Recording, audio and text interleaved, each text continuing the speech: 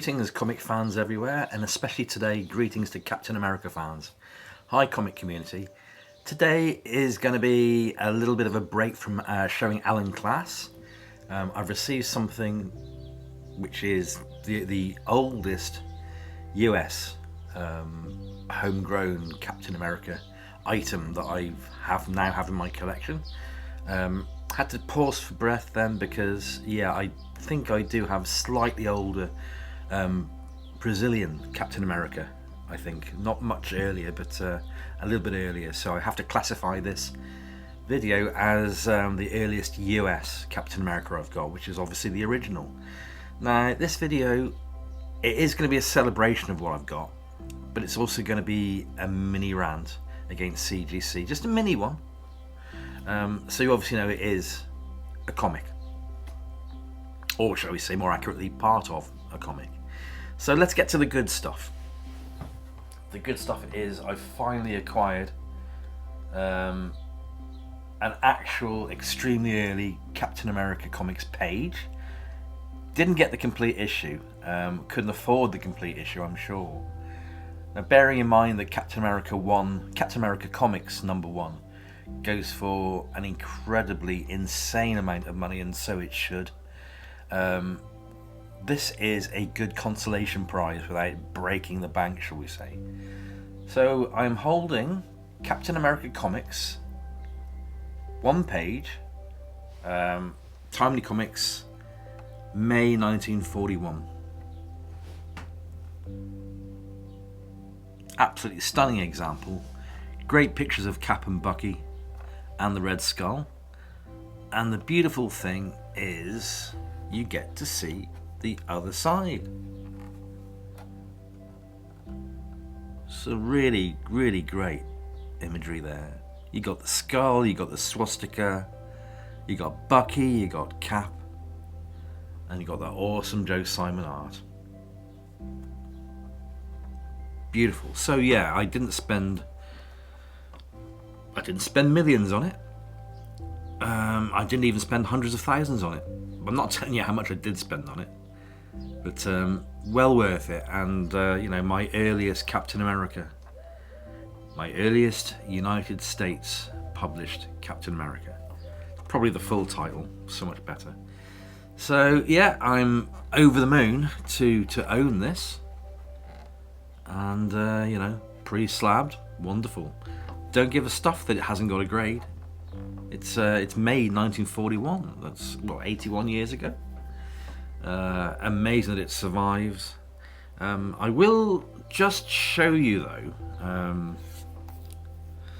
Obviously, this is an original, and it will become clearer a little bit later in the video why I'm pointing this out. I don't expect to see a page number down there. I didn't know. Did they produce page numbers? According to this example, no. There's no page number on either. And it's not a case of, oh, it was right at the bottom where you've got the chipping. Nah. It will become clear why I'm mentioning this. Let me cut to the chase, shall we say. I think CGC have dropped a clanger. They've dropped a boo-boo. I bought this as Captain America Comics #3, page 8 only. Obviously on the other side you got your page 9. So page 8 only, yeah, quite happy with that. Now, I believe CGC have dropped a clanger because I can't really see Marvel dropping a clanger. Not really. Why do I say that, and why have I not mentioned the clanger that they've dropped just yet? Well, I have pointed out the page number. It's a big clue. Let me just drag out my Golden Age Captain America Volume 1 Omnibus. That baby right there. Put a bookmark in it. Now, let me show you this. Let me just put my finger over there. That's the page that I bought. this one here, as you can see, Bucky in a circle on the top, and yeah, on the other side you have the other page, Red Skull swastika jumpsuit thing.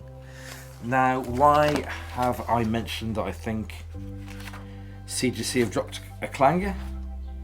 Because if you look at the bottom right, which is obviously added after the fact, because I've shown you page 8, shall we say, and there is no number there at all. You have in the omnibus, is it page? Yeah, it's actually page. Let me get this right. Come on, Ken. It's a big, heavy omnibus. You can do it. Slip the page. It's not page 8. It's actually page 15. So who's dropped the clanger? Unless they count double page spreads as one page, which is wrong. 2 pages are 2 pages. You know, concurrently, page 15 comes before page 16. You would not call that page 8, you would call it page 15. Now, I know that these numbers have been added, but on every single page, mostly, when the pages are the same size, so I can't really think that Marvel have got it wrong here, because they would have had reference files to go to. And like I said, you know, you wouldn't count a single page as a double page. Just why would you do that? Why would you do that? So the only thing I can think of is the only thing I can think of is CGC have dropped a clanger. Their files have mistakenly called that page 8. I was just about to mention that the colours that Marvel chose are very, very true to the original for this omnibus. So yeah, it's pretty original, pretty true to form. So yeah, I'm a bit niggled with CGC. If it's Marvel's fault, colour me completely surprised, because you know, as you go through this volume, the page numbers are there mostly, usually in the first story, and luckily, the page that I bought, luckily, unusually, is part of the first story, The Return of the Red Skull. No page number on the issue, on the page. No page number on the page. So maybe CGC didn't do their due diligence, because they would have had to do a little bit of research, surely. They would have to look at some files and say, yeah, what page is this from? And they've come to the conclusion that it's page 8. Which it isn't CGC, it's page 15. And 16 on the other side, of course. So what do? Do I send it back to CGC? Do I just accept that it is what it is? It will always remain a beautiful piece of artwork. You know, do I send it back to CGC, get it redone? I bought this aftermarket, so I would have to pay for their mistake. What do I do? What do I do, gang? Tell me what I should do. Should I send it back? You know, I've spent enough money on it already, but do I send it back under my own cost and get it renotated? Or is somebody going to say to me, you stupid fool, Ken, that's how they did things back in those days. Yes, it really is page 8. You know, I don't mind being wrong, but something's not quite right here.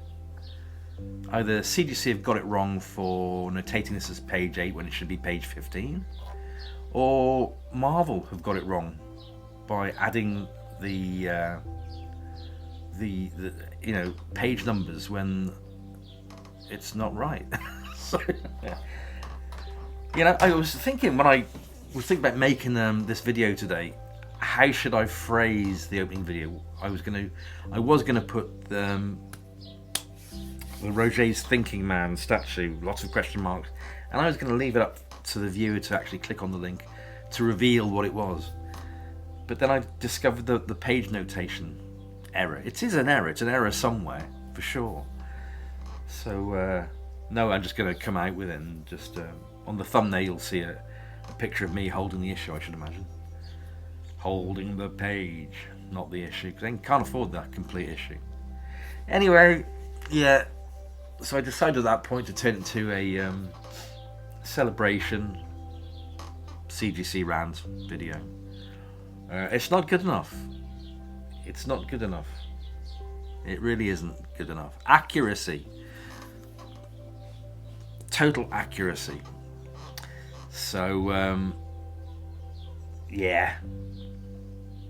I pause for thinking because my rule of thinking is all my US comics go to CGC to be slabbed. Up to a point, my foreign collection. Up to a point. Because they let go, shall we say, the former grader come notator, former foreign comic specialist. My stuff used to go to CBCS. Now it just stays in Mylar.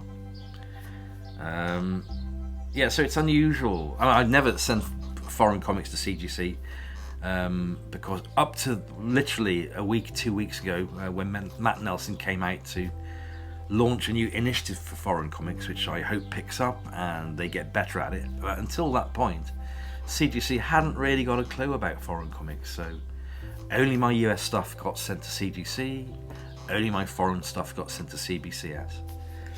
But now with this little mistake on a homegrown US comic, I don't know, mistakes happen. Wow, you know, the question on my mind is, do I continue using any graded comic company to slab my books, or do I just leave them in the Mylar?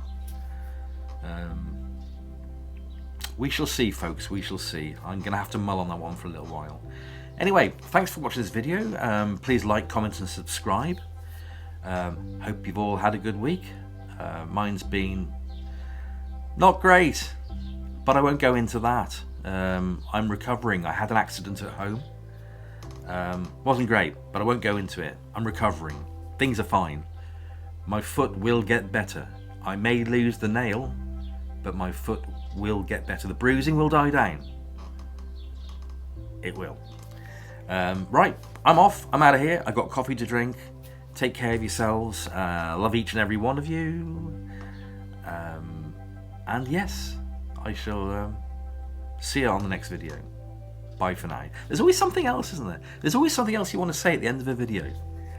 And I am not included in that category of persons. So let me just give you a quick wave and say I'll see you on the next one.